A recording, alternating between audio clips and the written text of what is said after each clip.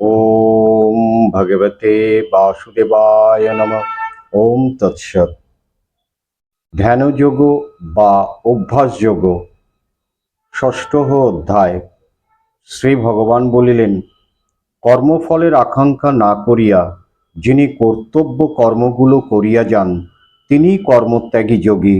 শাস্ত্রে যে সকল কর্মের ব্যবস্থা আছে তাহা ত্যাগ করিলেই যোগী হওয়া যায় না। হে অর্জুন, সুধীগণ কর্মত্যাগ ও যোগ একই জিনিস বলিয়া জানেন, কেননা কর্মত্যাগ না করিলে কেহ যোগী হইতে পারেন না। যে মুনি যোগারূঢ় হইতে চলিয়াছেন তাহার কর্ম করা উচিত, আবার যিনি যোগারূঢ় হইয়াছেন তাহার কর্মত্যাগ পরম সাধন।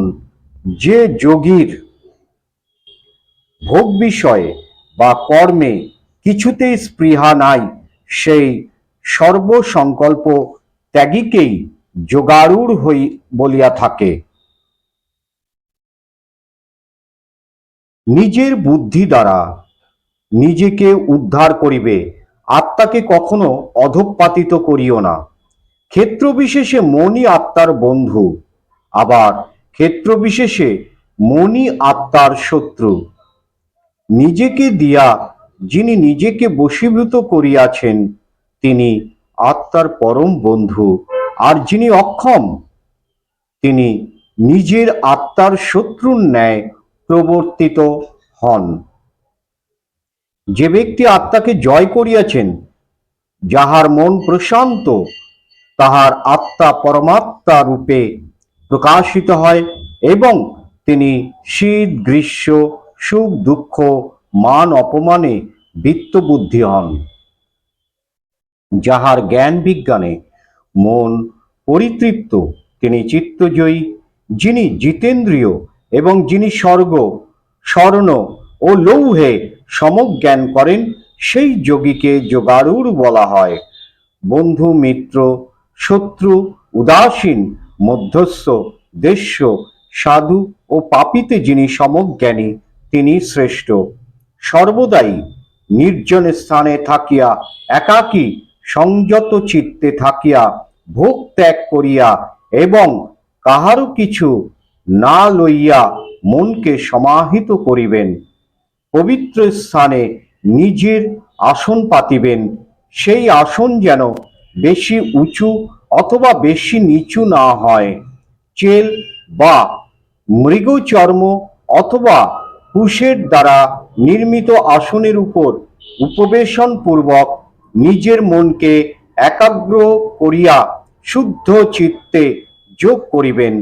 যোগী যখন যোগে বসিবেন তখন দেহ গ্রীবা ও মস্তক সযত্নে সরল ও স্থির রাখিয়া এবং এদিক ওদিক না চাহিয়া আপনার ভুরু মধ্যস্থলে স্থির দৃষ্টি রাখিয়া এবং মনকে স্থির রাখিয়া নির্ভয়ে ব্রহ্মচারীর ন্যায় থাকিয়া আমাগত ও আমাপরায়ণ হইয়া সংযত মনে যোগে বসিবেন। স্বভাবতই এইভাবে যোগী সব সময় মনকে সমাহিত করিয়া সংশয় ত্যাগ করিয়া আমাতে লীন হইয়া শান্তি লাভ করিবেন। হে অর্জুন, যে অতিরিক্ত ভোজন করে অথবা উপবাসী থাকে, আবার যে অতিরিক্ত নিদ্রা অথবা সমস্ত রাত্রি জাগিয়া থাকে, তাহার যোগ হয় না। আহার বিহার কর্ম নিদ্রা ও জাগরণে যিনি সমতা রাখিয়া চলেন তাহার যোগ দুঃখনাশী হয়। যাহার মন সংযত ও আত্মাতেই অবস্থান করে এবং সর্বকামনায় স্পৃহা থাকে না, তখনই তাহাকে যোগী বলা হয়।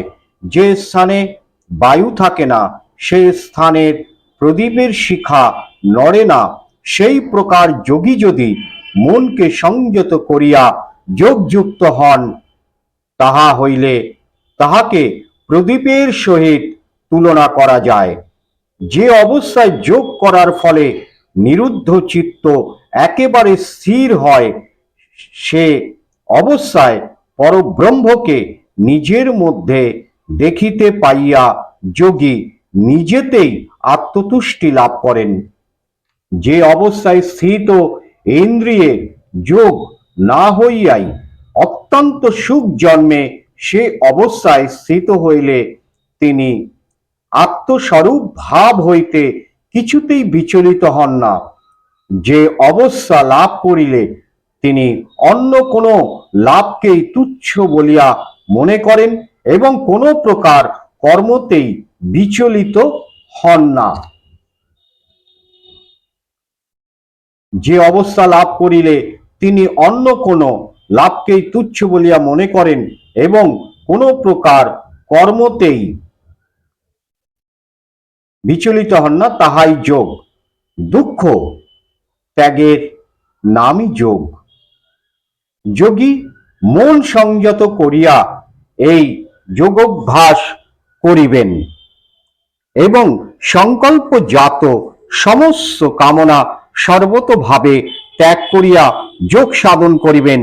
ধৈর্য দ্বারা বুদ্ধি ক্রমশ মনকে আত্মাতে নিহিত করিবেন, কোনো কিছু চিন্তা করিবেন না।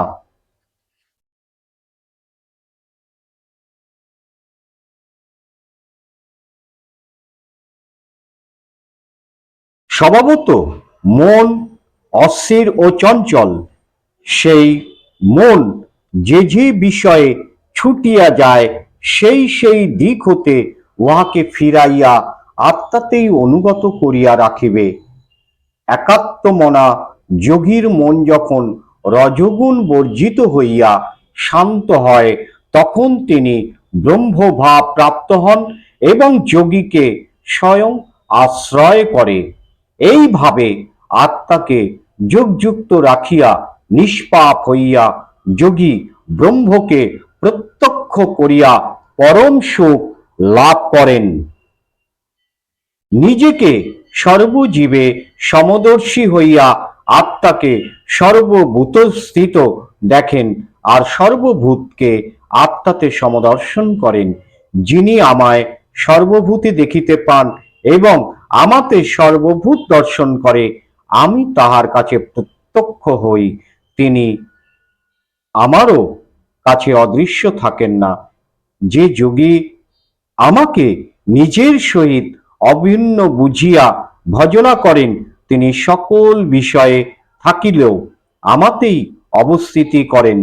হে অর্জুন, যিনি নিজের ন্যায় সকল প্রাণীর সুখ দুঃখের কথা ভাবেন, সেই যোগী আমার প্রিয়।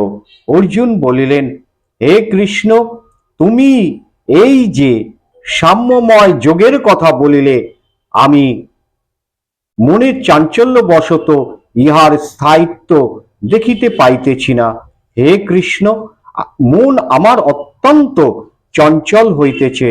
মোহকারী বায়ুকে যেমন নিগ্রহ করা দুষ্কর, সেইরূপ মনের নিগ্রহ করাও কঠিন বলিয়া মনে করি। শ্রী ভগবান বলিলেন, হে অর্জুন, দমন যে সতত চঞ্চল, তাহাতে কোনো সন্দেহ নাই। হে কুন্তীয়, অভ্যাস ও বৈরাগের দ্বারা ইহাকে দমন করা যায়। যিনি মনকে বশে রাখিতে পারেন না, তাহার পক্ষে যোগ করা অতি কঠিন। আর যিনি মনকে সংযত করিতে পারিয়াছেন, তিনি উপায় দ্বারা চেষ্টা করিলে যোগ পাইতে পারেন। অর্জুন বলিলেন, হে কৃষ্ণ, যিনি প্রথমে শ্রদ্ধা সহকারে যোগ করিতে থাকেন কিন্তু পরে যত্ন অভাবে যোগ হতে ভ্রষ্ট হন, সেই মোহগ্রস্ত যোগীর কি গতি হয়? হে মহাবাহ, সেই মোহগ্রস্ত জ্ঞান ও কর্ম উভয়ে পথভ্রষ্ট হইয়া ছিন্ন মেঘের ন্যায় লোপ পায়। হে কৃষ্ণ, আমার এই সন্দেহকে অশেষভাবে দূর করিতে তুমি পারো। তুমি ভিন্ন আমার এই সন্দেহকে কেহ দূর করিতে পারিবে না। শ্রী ভগবান বলিলেন, হে অর্জুন, ইহলোকে বা পরলোকে কোথাও তাহার কোনো ক্ষতি হয় না, কারণ হে বৎস, কল্যাণ কামনাকারী কখনো দুর্গতি প্রাপ্ত হয় না। যোগভ্রষ্ট ব্যক্তি পুণ্যাত্মা লোকে যান এবং বহু বর্ষ বাস করিয়া সদাচার সম্পন্ন শ্রীমান দিগের গৃহে জন্ম লাভ করেন, অথবা পুণ্য বলে কোনো যোগীর কুলে জন্ম নেন। এই প্রকার যে জন্ম তাহা দুর্লভ। হে কুরুনন্দন, এইভাবে জন্মগ্রহণ করিলে তিনি তাহার পূর্ব জন্মের বুদ্ধি বৃত্তি পান এবং পুনরায় মোক্ষের জন্য চেষ্টা করেন। সেই যোগভ্রষ্ট ব্যক্তি মুক্তির জন্য নিজে যত্ন না করিলেও পূর্ব জন্মের অভ্যাসের হেতু যোগের প্রতি আকৃষ্ট হন। যোগ বিষয় জিজ্ঞাসু সেই ব্যক্তি বেদের কর্মফলের অধিকতর ফল লাভ করিয়া থাকেন। সেই যত্নবান যোগী যত্ন করিতে নিষ্পাপ হইলে অনেক জন্মের সঞ্চিত যোগ দ্বারা স্বয়ং সিদ্ধ হইয়া পরমাগতি লাভ করেন। ইহাই আমার অভিমত জানিবে। সেই যোগী তপস্বী হতে, জ্ঞানী হতে এবং কর্মী হতেও শ্রেষ্ঠ।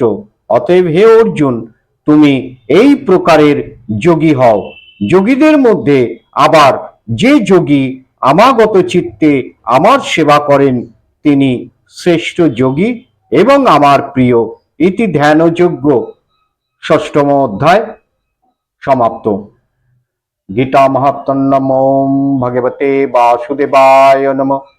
ওম গঙ্গা গীতা সাবিত্রী সীতা সত্তা পতিব্রতা ব্রহ্মবলি ব্রহ্মবিদ্যা ত্রিসন্ধ্যা মুক্তি গেহিনী অর্ধমাত্রা চিদানন্দ ভবগ্নি ভ্রান্তি নাশিনী বেদত্রয়ী পরানন্দা তথার্থ জ্ঞান মঞ্জরি। জয় জগৎ বন্ধু।